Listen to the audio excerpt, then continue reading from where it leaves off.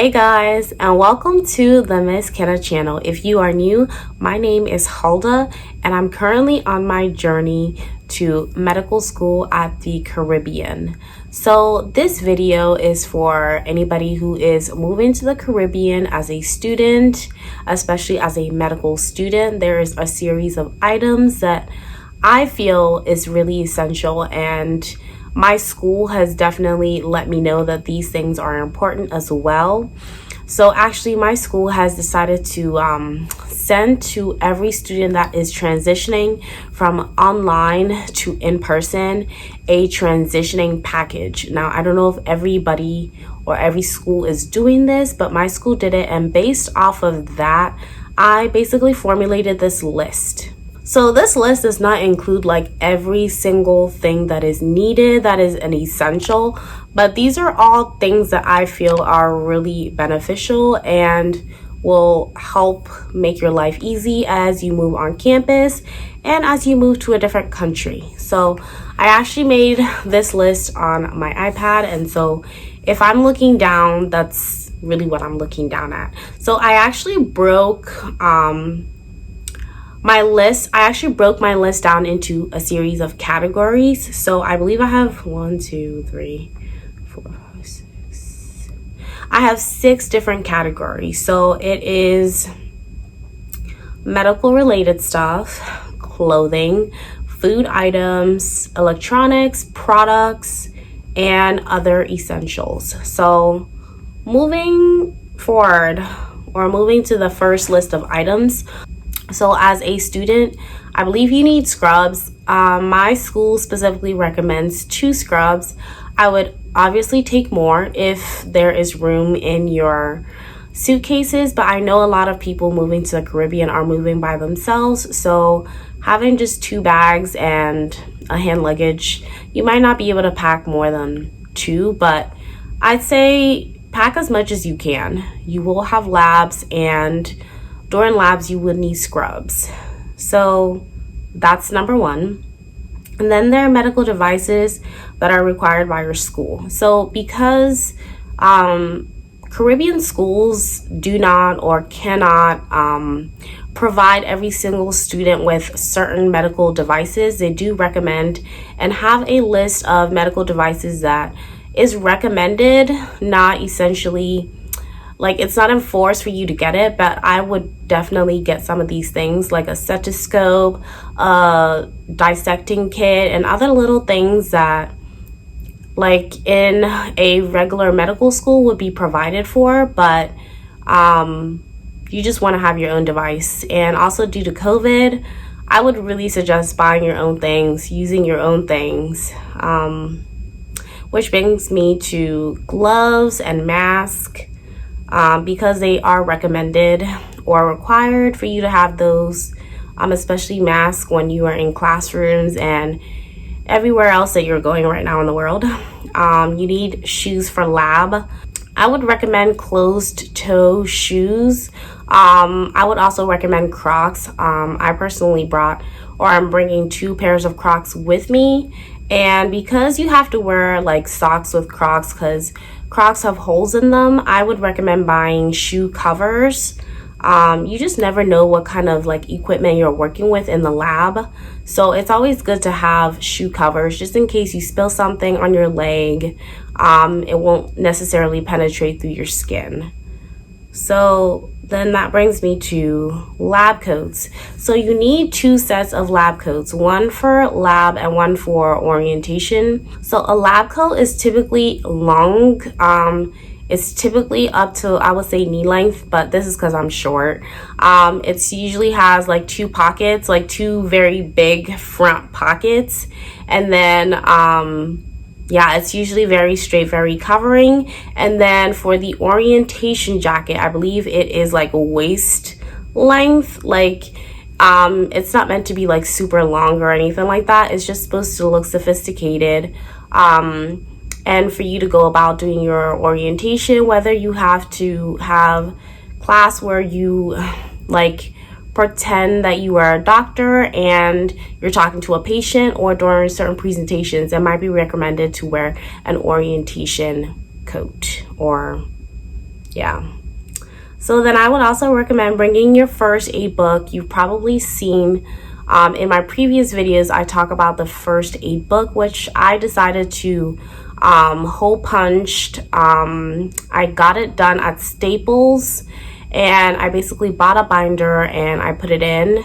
And this way I can add pages to it, I can add notes to it, and I pretty much like how it looks. So on to personal medical stuff. I would recommend for anyone who has special prescription, whether it is prescribed by your doctor or over the counter, to get them, just because certain brands are not known, like here in the US, are not known over in the Caribbean. So I would recommend whatever you are getting a subscription for in terms of medication, get it in large amounts for a time being until maybe your mom or your dad can ship you over another set of large amounts of that prescription.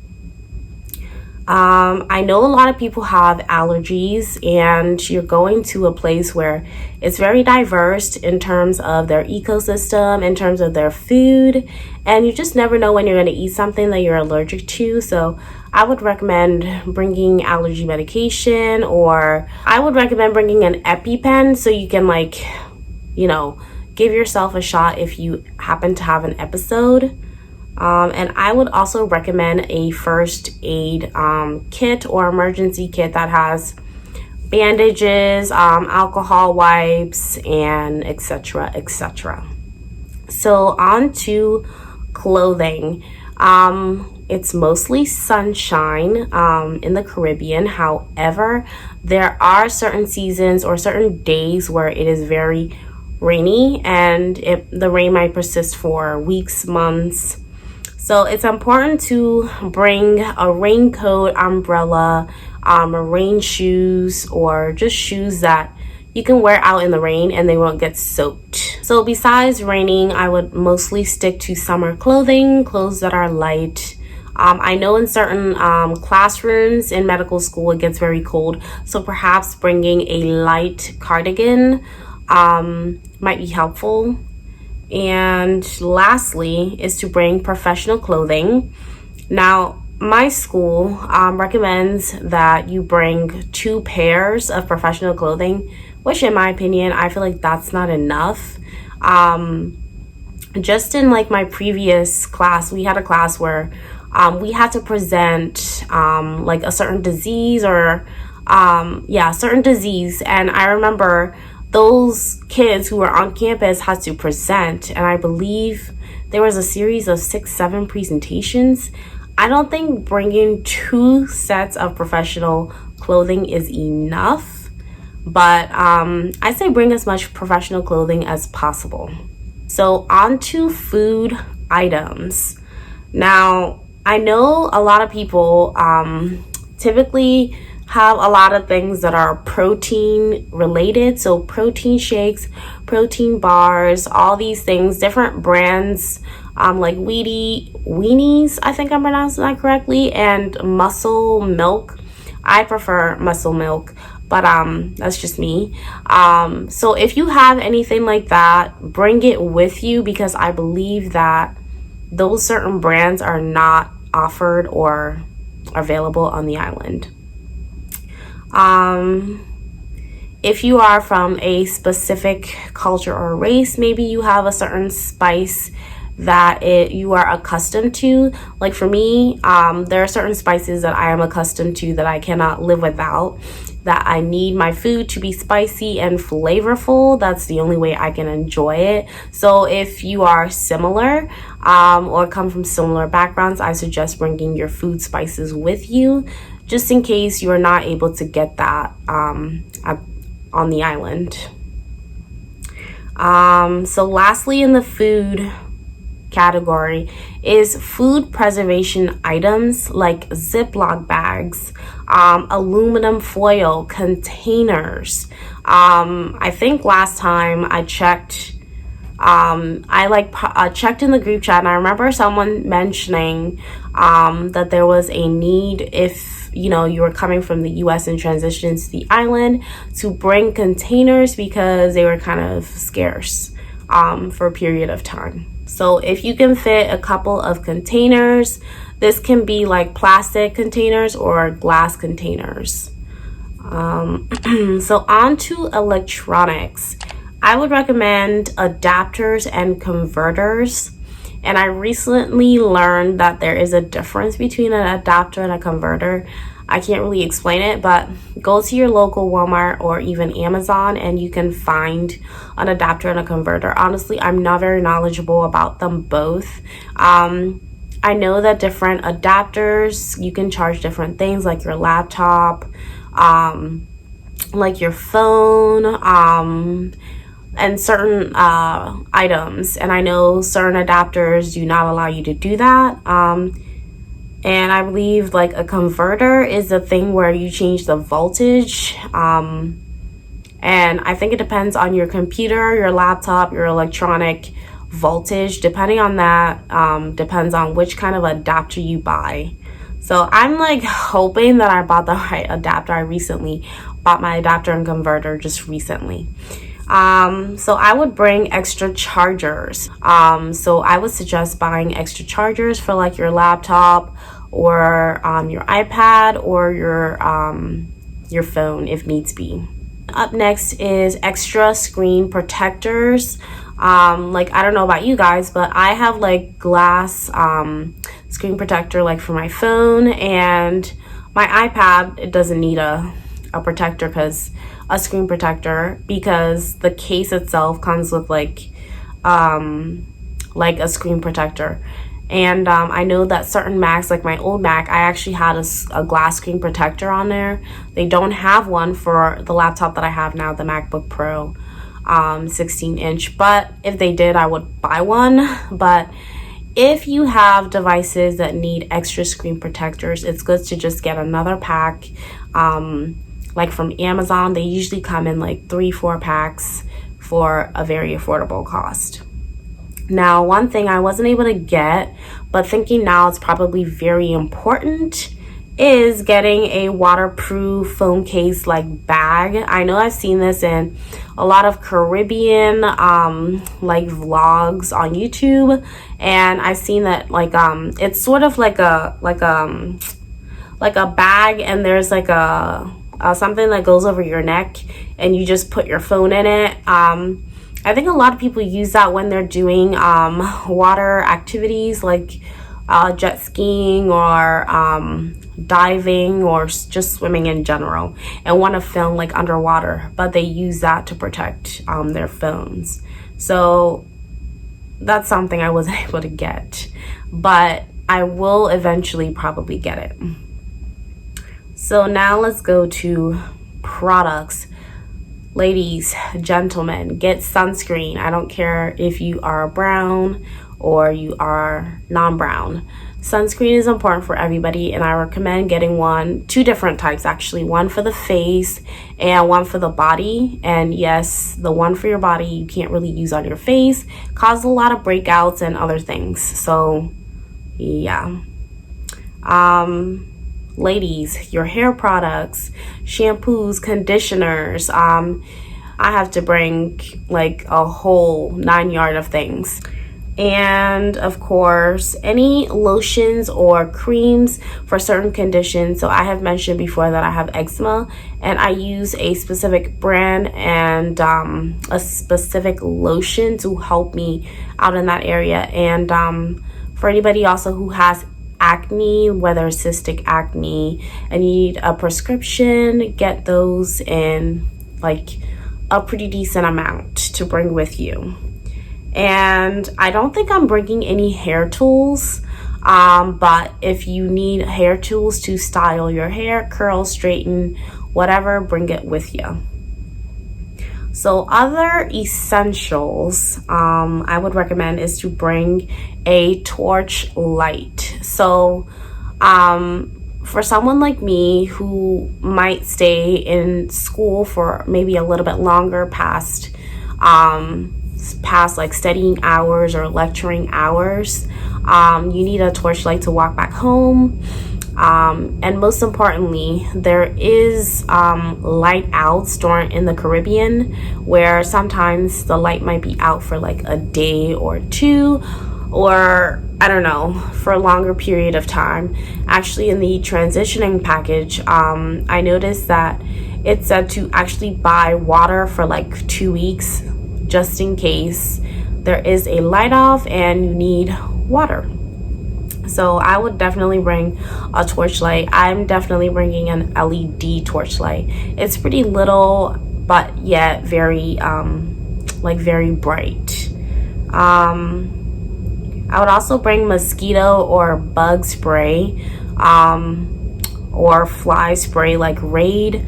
So I got this mosquito spray. I believe the mosquito kind that is in the Caribbean is called the dengue mosquito, and that's the kind of repellent that I bought for it. And make sure that the repellent has like a nice smell to it. There are really awful smelling repellents. I think I bought the one that has a lemon scent, because they kind of have this awful smell to, like, you know, obviously make the bugs go away, but like we still need to smell decent, right? Although we are trying to, you know, not attract bugs. So that's important. And then I would also recommend like a water bottle that serves two purposes. So I believe I got a water flask. I think it's called Hydro Flask. And basically a Hydro Flask, you can store or put like fluids that are really cold, and it keeps it really cold. And then you can also put like your coffee or your tea, which is hot, and it will keep it really warm for a very, very long time. So just, you want to buy one item that serves two purposes, because you're trying to limit like the amount of stuff you're bringing, and bring us, well, maybe you're not limiting, you're trying to bring as much stuff as possible. And you know, if you're coming by yourself and you only have 2 bags, you don't essentially have a lot of room for a lot of stuff. And then I would recommend sunglasses. It's very important to protect your eyes, especially during those nice and sunny days, which there'll definitely be many of those, I'm hoping. So lastly, I would recommend that you bring money with you, like actual currency with you, because when you get on the island, you might not have access to an ATM machine right away. And also, depending on the kind of bank that you deal with, whether you're from the US, Canada, or in Europe, they charge you differently for every single swipe or every single transaction that you make down there. So it's important to carry a decent amount of cash. I'm not saying bring a ridiculous amount of cash. What I'm saying is bring enough for like at least your first month to cover like your rent, utilities, groceries, and etc. And then from there on, I guess you'll be able to either decide to get a bank account there in the Caribbean, or to figure out with your bank how much they will charge you for every transaction. So of course, due to like the new COVID variant, which is spreading like wildfire, and I can't believe it, I would recommend bringing Lysol products, or products in general that are COVID, like COVID reagents that will get rid of COVID or eradicate COVID from your surroundings. I think it's important to have these cleaning items like disinfecting wipes. For example, you can wipe on every surface in every single room, like kitchen, bathroom, living room, everywhere. And also, most importantly, the Lysol spray. Those are really the 2 items I would highly recommend, just to protect yourself from catching COVID there on the island, because there is like a shortage amount of clinics compared to probably what you're used to here in the US or in Canada or in Europe, and you might not have access to a testing site right away. So it's important to, you know, have those tools. So thank you guys so much for watching this video all the way to the end. And if you have any comments, like I said, I did not mention every single thing, but if you have any comments or any suggestions, please do leave it down in the comments below. And of course, I will see you guys next time. Bye.